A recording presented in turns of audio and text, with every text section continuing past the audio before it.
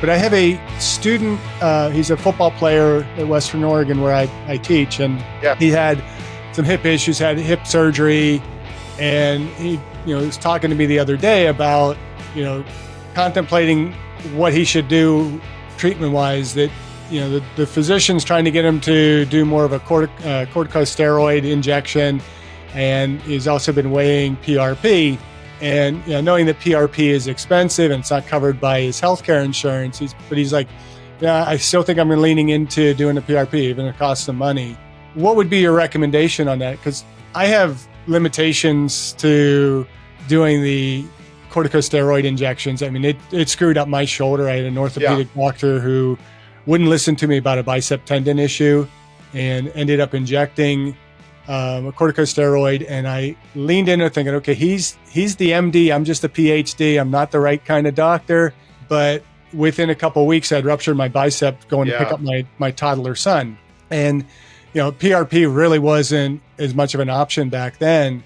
But it would seem like for an athlete in his situation, even though he's probably not likely to go pro or anything like that, the longevity benefits of doing PRP in your early 20s as opposed to a corticosteroid injection. What would be your recommendation to, I know we got to probably put the disclaimers on there. This is not medical advice, but what are your thoughts? Yeah, it's a great question. I think, in young athletes, we really don't do steroids really much at all. I mean, it's very, very rare. I think that corticosteroids are great for someone in a lot of pain. Like you have acute pain. You're having trouble even taking a step. Your knee is just on fire, right? That's a reason to do corticosteroids. The other reason the corticosteroids is beneficial is sometimes in tightness, like a frozen shoulder.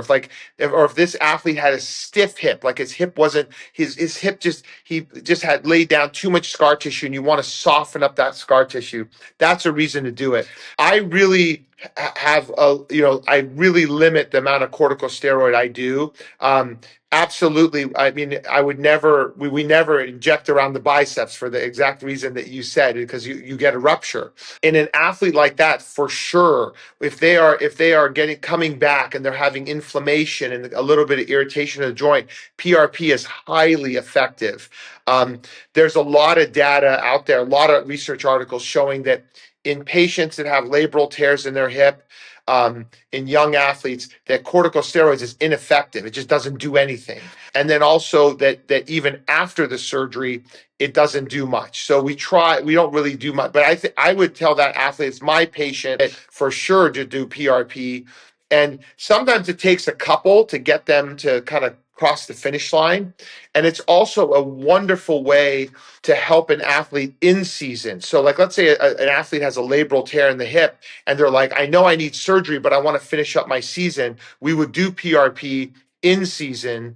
And because the PRP not only helps angiogenesis and blood flow, but it's a huge anti-inflammatory, because you give it to a patient within a week, they say, wow, I already feel better, when we know it takes much longer than that for it to really work.